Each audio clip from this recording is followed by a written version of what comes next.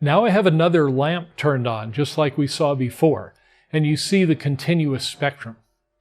If that's all there was to spectra, it would be really boring, but it's not. There's a real surprise when you look at the spectrum of a gas instead of a solid.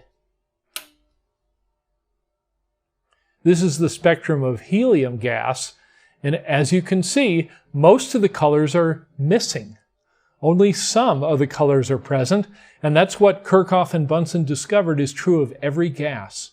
It has some bright emission lines, they're called, and the other colors are missing. And wait, it gets even better because different gases have different spectrums. So here is mercury gas, and here is neon gas. The spectrum is always unique to the element. And now we have the key that unlocks what the sun is made of.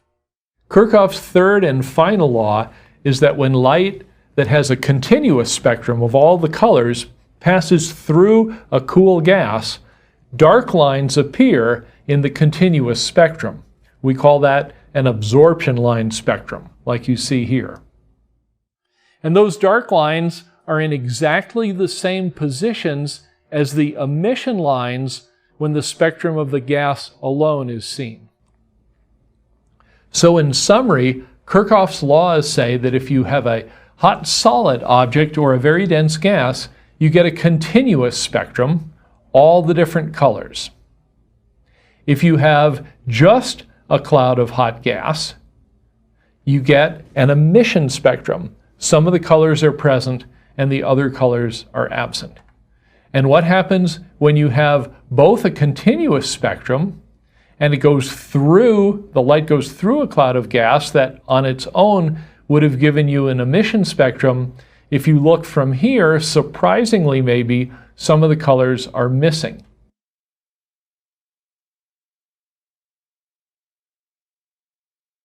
Light is one of my favorite subjects to talk about because it's absolutely fascinating.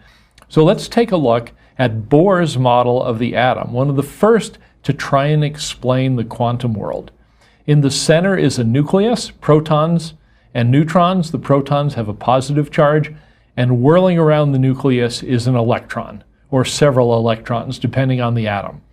So let's just take a look at one electron, and you notice it's in orbit around the nucleus. And if you think about that, but not too carefully, you might say, gee, it's like a miniature solar system with a planet orbiting the sun. But there's two differences, one pretty obvious and one very surprising. The obvious difference is that a planet orbits the sun held in its orbit by gravity. If gravity wasn't pulling on the planet, it would go flying off into space. So to orbit in a circular orbit, you need something attracting you, otherwise you'd fly off. So what's doing the attracting in the atom? It's simply the electrical attraction of the positive charge in the nucleus and the negative charge of the electron. So positive and negative attract each other, and that's what holds the electron in its orbit in the atom. But there's a big difference, and a strange difference. If you're a planet orbiting the sun, you can orbit at any distance that you want. Okay, so there's only 8 planets, but if you pay NASA enough money, they'll give you an artificial planet or a satellite, and they can put it at any orbital distance that you want. But what Bohr and the quantum revolution taught us is that orbits in atoms don't work the same way. The electron can only be found in discrete places, here, or here, or here, or here, and never in between. That is so different from an ordinary orbit that we came up with a new name for it, orbital, okay? You might have learned about orbitals somewhere back in high school in chemistry, but you really should learn about orbitals from an astronomer because then you'll see exactly what they mean. So there are orbitals in this atom, places where the electron can be found here, or here, or here, and not in between. If that was true, and originally this was a theory or a hypothesis of Niels Bohr, you make predictions based on your theory and you test to see if they're right. So if you had an electron whirling around in, say, the 3rd orbital here, and that electron was to jump down to the second orbital, it has more energy when it starts out and less energy when it lands, and that difference in energy is emitted as a photon of light. So let's try this. We're going to let the electron jump or make a transition, and when it does, watch closely, oh, out came a photon of light. As a matter of fact, it's a red or an infrared photon of light. Now the electron has less energy, but it could still jump down to a lower energy orbital, and let's let it do that. And out came a photon of light. There's more energy released closer to the nucleus, and that was a photon of ultraviolet light.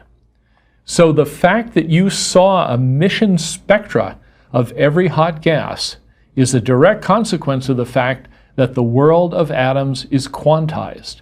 And so the energy that an electron has is discrete. It's this much, or this much, or this much, and never in between. Well, as we've talked about, different wavelengths of light, different colors, correspond to different amounts of energy. And so, if the electron is always giving off a certain amount of energy, it's always giving off the same color. And that's why you see the pure colors of emission lines and nothing in between. So that explains how the emission spectrum comes to be, and it demonstrates that the world of atoms is quantized. Isn't that amazing?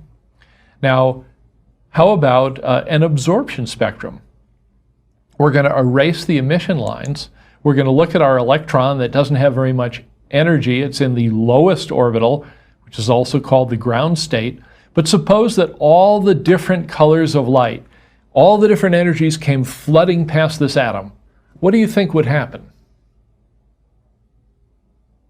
That's right. The electron could absorb some light, but the only amount of light that it can absorb is exactly the right color or energy to get it from this first orbital to the second orbital, or maybe the third orbital.